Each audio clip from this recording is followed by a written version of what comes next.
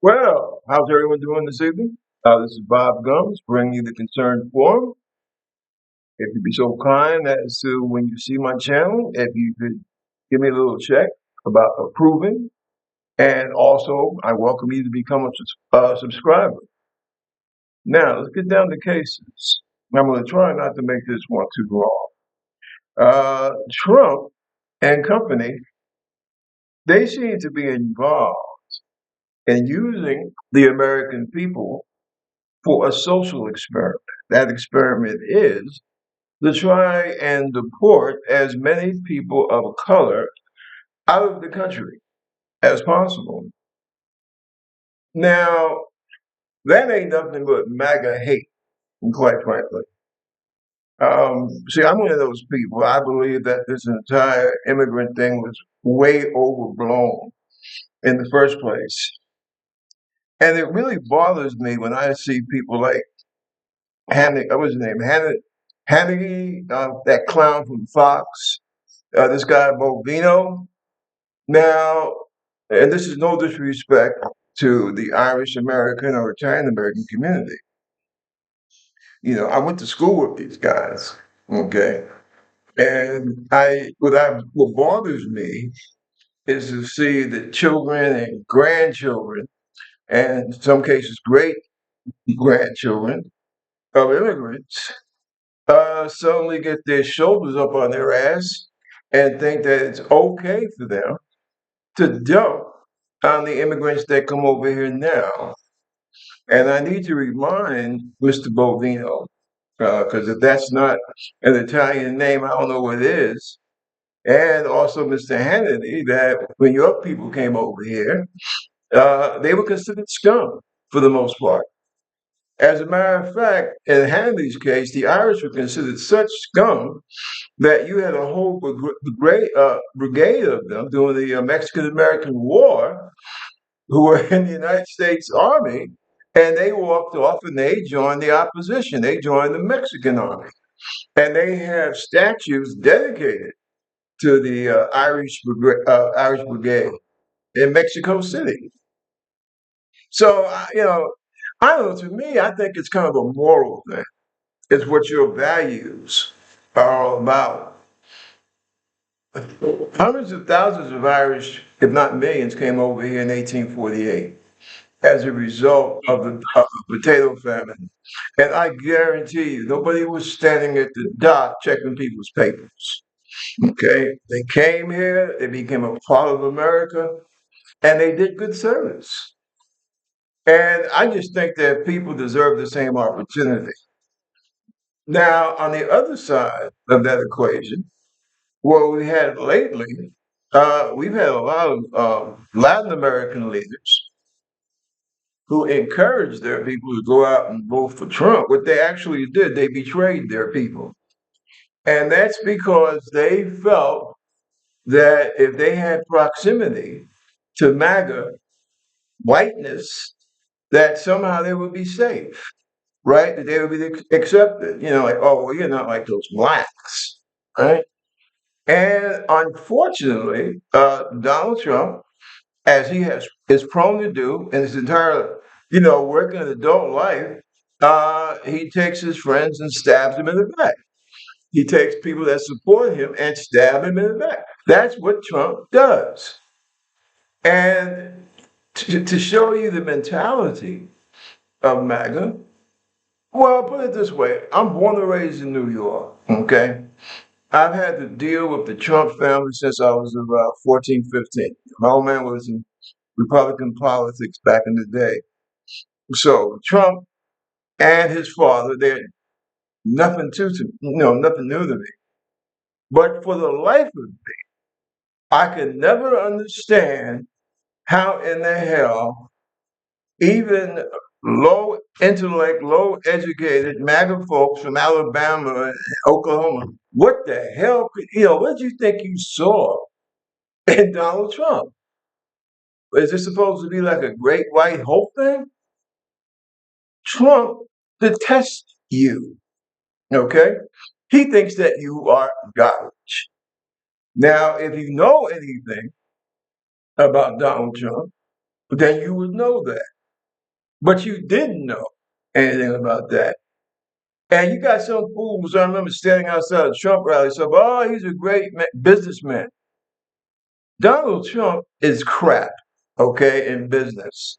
Six bankruptcies, okay, a whole laundry list of various violations, okay, and one of the problems I have with this whole thing is that I can't grasp my mind around the fact that 75 million people voted for a criminal, a fucking peeping Tom. The man's a peeping Tom. He out of his own mouth when he used to go on the Howard Stern show. And he said, yeah, I used to sneak around the girls' dressing rooms. You know, over 18, under 18, didn't make a difference to him. So when he says, for example, take it to the side, when he says that, oh, well, I don't need international law. I will do what I do based on my own moral judgment. Well, the man has no morals. And one of the things that I always hold against the mainstream media, and in this fight to save our democracy, is that the mainstream media always treated Trump like a normal person. They always treated Trump like a normal politician. This is the most hate-filled son of a bitch that we've had in American politics since, I don't know, before slavery was ruled illegal. Okay? This is the entity that you are dealing with. And the mainstream media, they know this, they knew this. But instead of presenting the truth to the American people, all they did was try and butter it up. And I tell you quite frankly, who's responsible for our dear friend that was lost a couple of days ago in Minneapolis, and for the young lady that was killed, I should say murdered, a little bit of time before that? People who are responsible for that are people, MAGA people, all those red hat wearing bastards, okay? And the Latinos that foolishly cut their own throats. And you got, I mean, I hate to say it, but you got a few blacks, a minority that supported Trump. Um, there's a word for those people. And I will say on the air because so much stuff is being said now. Listen, you put Donald Trump in the White House. Uh, don't expect me to operate along the laws of good grace. Okay, I'll always be truthful, but I'll tell it like it is, and I'll call it like I see it. And the term I'm going to use, it comes from doing slavery, when you had black folks that worked in the house and they were relatively in a good position, unless you were a woman and you didn't mind getting occasionally raped. But the main people, main slaves, were out there in the fields. Um, I have some problem using the N word, okay, because when I was coming through old school, somebody calls you a nigger from another ethnic background, somebody's going to get a broken jaw. But unfortunately, a lot of these so-called young rappers who came along in the 90s and after that, they threw the word around so profusely that basically they gave the license. So I'll call it like it is. You have house niggas and you have field niggas. The house niggas are the ones that basically supported Master and stuck by him, no matter how much depredation, pain, and hurt that he caused slaves out in the field, right? So if you want to label me a field nigga, I proudly accept that moniker. But what you have now, people, that was his name, Stephen A. Smith, people like that. You got two black Republicans in Congress, one running in Florida, the other one in Texas. These are what you call house niggas, right? Now, what does that mean for my white American brothers and sisters? Well, little quick story. You know how Benedict Arnold betrayed the cause of the American revolutions? He started out being one of our greatest heroes. But along the lines, I guess for a few reasons, he was disenchanted and he decided to betray Washington and the American Revolutionary cause. And he wound up becoming, I think, a general or a colonel in the British Army. And he did good service for them, almost captured Thomas Jefferson. But, it's a funny thing. After the war was over, he had to naturally move to Britain. And, he died in lonely isolation because the Brits never really respected him. They never really trusted him. And, he basically sold his soul. And it's a funny thing because sometimes you sell your soul to the devil and the devil spits in your face. And that's what I would say to my white American brothers and sisters, because you have to remember that the blacks who are Republicans, basically, they are your enemy, just like they are mine. Because the Republican Party has proven itself to be the enemy of the people, at least of working people. Wealthy people, donors, nah, they're cool with that, right? So when you hear me refer to a black individual as a house nigga, don't take it the wrong way. Okay. I'm not saying that he should go out and immediately become a member of the Black Panther Party, anything like that. But I'm talking in terms of basic justice. And that's not good for the black community, for the community of color. It is not good for the working class white community. Because just like that monkey that Trump had, what is he, Secretary of Housing, something like that. Uh, totally useless man, totally useless. And I think that we need to do some revamp higher education here in America because a lot of the crap that's being dumped on the American people are being dumped on them by people who have Yale degrees, Harvard degrees. Um, I think that they need to have a course in these Ivy League schools called empathy. Okay, empathy for your fellow citizens, for your fellow human being, and I think that might go a long way to help. Just that simple. Something just popped up on my computer here. Let's see. Trump declared war on blue states. Ah, but they can hit back with a soft secession. Well, that's true. You know, he might be trying to take us to a dictatorship, but we ain't there yet. And we still have the means to fight back. And I think that we need to. Oh, and when I talk about house niggas, as I was saying earlier, I also include people like, well, I already mentioned black Republicans, but this gal, Nicki Minaj, and come to think of it, she's not even a citizen, if I'm not mistaken. So, you know, I, I don't know. I would be damn suspicious of any person of color that is a Republican and or a Trump supporter, quite frankly.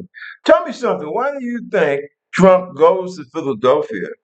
There was an exhibition there about slavery in Pennsylvania, and they closed it down, just like they closed down the grave sites of Black American GIs who died in World War II over in, I believe it was Belgium or Holland.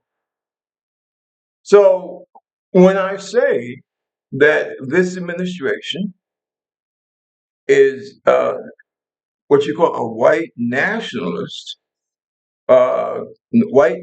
Christian administration, I don't think I'm being hyperbolic.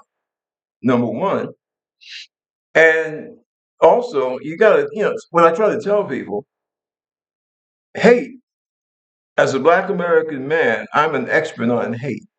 Okay, it's a generational thing with me. The sad thing about hate, as we saw with the Nazis in Germany, is that it spreads. You started out, you know, black people, Jews, right? Latino immigrants, but it spreads. Look at the hell that we're in right now behind Trump and his attempts to conquer Greenland, to conquer Canada, uh, what he's done in Venezuela, trying to take over the government, uh, ready to go to war against Denmark.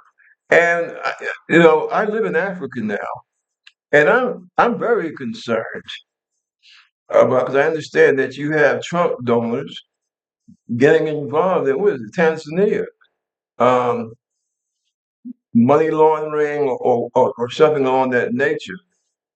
And let me say this: there's an attempt now to isolate the United States because of the Trump regime. I think it's bad news when anybody gets ostracized or isolated. But in my opinion, in reality, I don't think that nobody deserves it more than the present regime, quite frankly. See what I mean about that hate spreading bullshit? Uh, and I would say that any Latin American, European, Canadian, African, Asian, any place, not just countries of color, but any place that would do any serious deal with this President White House, my personal opinion, gotta be nuts, frankly. And I mean that double for here on the African continent.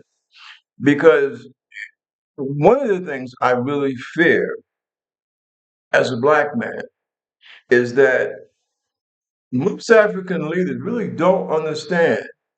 Okay, they don't know. I mean, they've heard stuff, they've seen things, but they don't really have that deep feel because they're not born and raised here. Now, you might have a few. I know Nigeria has people who had Nigerian parents but were born in America. Talk to them, and they can give you the better lowdown. And what's happened is that the government has been kept. Right now, what we have in America is like if the Ku Klux Klan captured the government. That's what we have going on. And the rest of the world has to decide, do they want to deal with this kind of madness? And I'm happy to see that most of them don't. Even those far right nuts in Western Europe, those far right political parties, even they have started to realize. Hopefully they'll learn something about this. That hate is always like a runaway freight train. You might hop on that train because you don't like one group of people, but eventually it encompasses a lot, it encompasses everyone else. And another point that I want to make about that, listen, a lot of these clowns and that whole right wing Western European, the same Christian civilization and Western civilization. I'd like to ask them, what the fuck do you think Western civilization is? Where the hell do you think it came from? When you talk about, Christianity, where the hell do you think that came from? Came from a dark-skinned brown Jew, right? Somewhere about the 40 miles from the coast of Egypt. Excuse me, from the border of Egypt. The oldest known Bible in existence, where's it sit? In Ethiopia. Hey, that ain't in London, pal. That's in Africa. These great empires, the Dutch Empire, the French Empire, the Spanish Empire, the Portuguese Empire, and of course the British Empire.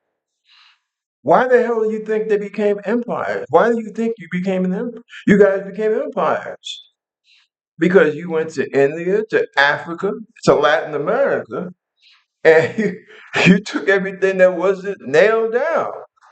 You were stealing hot stoves when you get the gloves on. So that's how your empires quote unquote became so great. And when you had your wars, well, my God, where would France be in World War One? If it wasn't for the huge amount of black troops from Africa, Senegal, the CAR, America. Because you know, World War One, the United States Army didn't want to, they didn't want to fight next to blacks. So when, like, what is it, the Harlem Hellfighters, when they came over to France, they were told, because remember that was a Rainbow Division that the Americans took to fight in World War One, and black outfits were definitely, told definitely, hey man, you're not black ain't a color in the rainbow. So the French said, hey, we'll take it. And that's why most of the guys, I remember them old cats when I was a little kid, they had all these French medals because America didn't want to recognize them. And I will tell you, that's one of the things that really upset me as a black American. I get tired.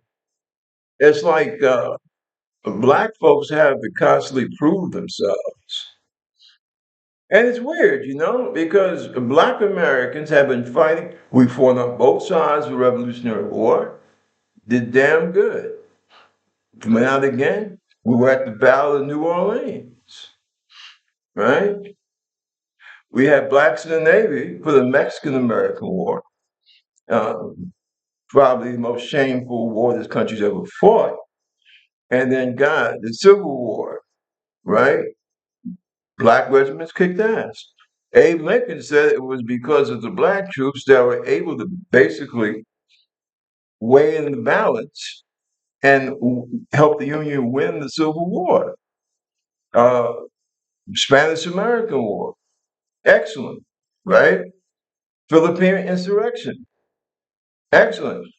And World War One comes, and you have because by that time Jim Crow had really sunken in on the American scene, and they said, "Okay, we don't, blacks can't fight." And I don't understand. Is this thing about when you become a racist, your mind shuts down and you can't read?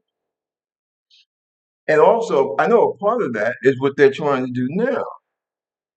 In these red states, they're trying to erase Black history, literally, uh, and burn books. And I just wonder why this constant bullshit. It gets annoying. Okay, the same thing with this immigration thing. Now as well as I do, immigration in the 80s and from then on was not a problem until the immigrants were brown people and in some cases black people. Okay, I mean let's be real here. But the funny thing is that uh, these red hat wearing idiots, they know nothing of the history of this country. The fact that, oh, well, they're coming up across the border, right, from Mexico. Hey, stupid. They've been doing that for 10,000 years. You think because you stole somebody else's land that the historical movements of people are just going to, dry up, especially when you have the economy because of the unfair trade balance that you have with Mexico and with most of the countries of color on the planet. That's why they're forming, that's why they form BRICS. See, uh, I tell you, I have a solution for the whole goddamn thing. Western European countries that are scared of immigration and even here in America. But listen, Pally, you don't want these dark people in your country? Stay the fuck out of their country. Seriously. You got problems with immigration in Britain, France? Okay, fine. But keep your ass out of what used to be French West Africa. Keep your hands off the goddamn minerals. And I think that that's the attitude that African nations need to take, quite frankly. Because a lot of these European countries and corporations, all they do, they find a couple of leaders, pay them under the table, go and grab the resources, and the people don't get jack shit. That's the problem. See, and I think that if if that type of thing, oh, my books are falling here. Stop books. Oh, stay. But as I was saying, that's one of the major reasons why you have an immigration problem. It's just like the United States. We waged all those wars in the Middle East. We disrupted whole countries. Bombed out. We're supporting this guy, then we're supporting that guy, and the people suffered. And so you're surprised when they all, yeah, what's the quickest way out of here? Oh, I'm going to Germany. I'm going to Norway. I'm going to Britain. And you're surprised at that? Yeah, it's insanity. Listen, I just got one more point I wanted to make, and that's this. Right now, we're in the middle of budget debates. And I will say this any Democrat that does not fight to abolish ICE, okay, stop their money, is a Democrat that needs to be primary, period. Whether we're talking the House or whether we're talking the Senate. Because ICE is essentially a racist militia, okay? Uh, Basically, it's like the Ku Klux Klan in drag. And if a Democrat representative supports that, they don't deserve to be in Congress. And that's the bottom line. I don't hear this shit about compromise or moderation, okay? That young boy that was killed by ICE a couple of days ago, right? Uh, he was being moderate and helpful as all hell. Why did he die? Oh, okay. Well, he saw a woman being beaten into the ground by ICE, and he went to assist her, especially seeing how he was a nurse in the Veterans Administration, and he had his head blown off for his troubles. Right? These people in ICE, for the most part, this is not 15, 20 years ago. They went out and they recruited the worst of the worst. They are killers. Now, I'm from the old school. I believe that you got a wild dog running the streets, you put that dog down. Now, we have Congress who basically they're the ones that are supposed to be in charge of the putting down of wild dogs. How? You stop paying them. Real simple, right? Doesn't call for a fucking PhD, doesn't call for a lot of brain work. You have a rogue organization, you cancel it. You end it. It's just that goddamn simple. And male or female, if you don't have the balls to do that, you don't belong in Congress. And we need to see about getting your ass out through a primary. See, it's time for the Democrats to start using that primary maneuver. Because these bastards, they are killing people, they are beating people, they are killing American citizens. They are detaining American citizens. They've even deported American citizens, right? Forcing people out of their homes where they're just wearing their underwear, okay? And it's time that they get their comeuppance. It's just that simple. They need to be fired. They need to be disbanded. You got Border Patrol, you need to deal with that, okay? We don't need ICE, right? America does not need ICE. It is not worth the cost to American citizens. It is not worth the cost to unregistered immigrants who might have been here 25, 30 years and who are contributing to the fucking economy. And when you go to your supermarket, hey, you MAGA bastards out there, when you go to the supermarket and you can't afford to fucking eat, keep that in mind. Because of the fact that you deported, you scared away, you chased away the people that were harvesting and supplying your goddamn food. So naturally, the prices are going to go up. So once again, you have this segment of white America that for the cause of bigotry and the phony idea of racial supremacy, you cut your own goddamn throat, right? You screw over your own freaking dinner table. You screw over your own hospitalization. Who do you think? I think almost a majority of the people in this country that man the hospitals, right, that provide care are not, they're not native born Americans. So when you try to stomp on immigrants, you're stomping on your own face as well. But oh hell, I should expect that because that's what y'all did, especially in the South. You were so eager to keep black folks in the South down that you kept yourself down. And to this very day, and I know that you got some good people in the South, but I tell you no lie, to this very day, anytime you say South in the Western world, the southern parts of America, or what we now call red states, it's always greeted with a kind of a sometimes a snare, sometimes with a oh really? Why? Because you carry that reputation from the end of Reconstruction, right? Actually, from the beginning of the Civil War.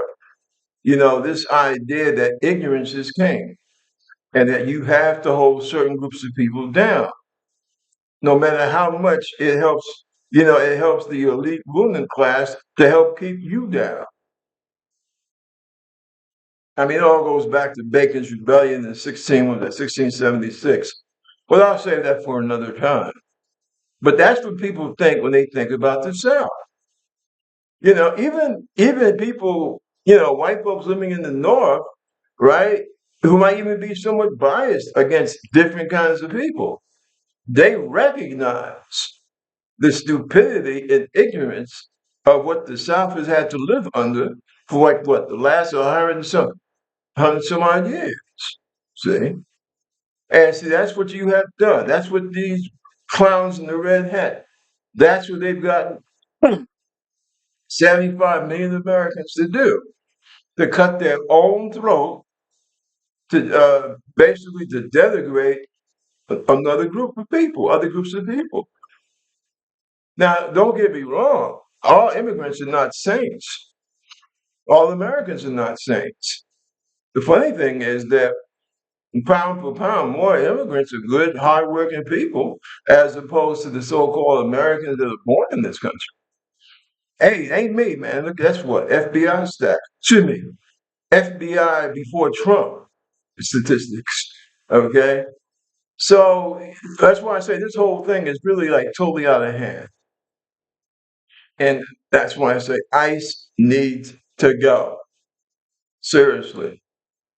And remember, most of the people, no, not most, but I say damn near half the people that we have in our military, if they were walking down the street in civilian clothes, they would be subject to be taken off the streets by ICE.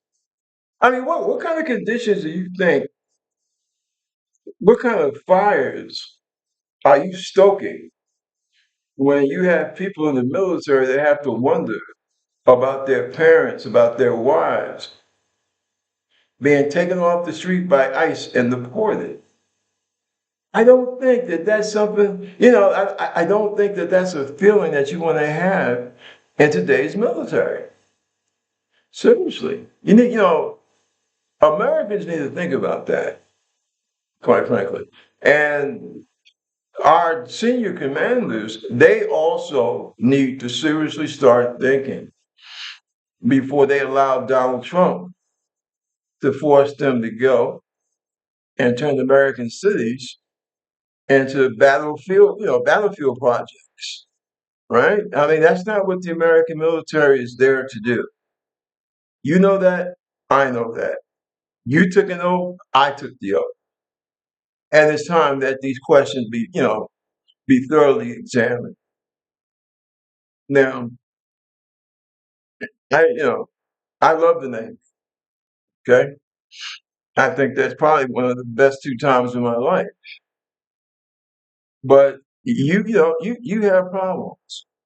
Okay, The United States went through a whole hell of a thing in the 60s and early 70s about racial war in the military. And in many parts of the world where Americans had people stationed at and on ships, it was war because people lit the flame of ethnic and racial hatred. And what I see with Trump and his drunken Secretary of Defense, I see these people trying to kindle those same flames. But just like with everything else, when you talk about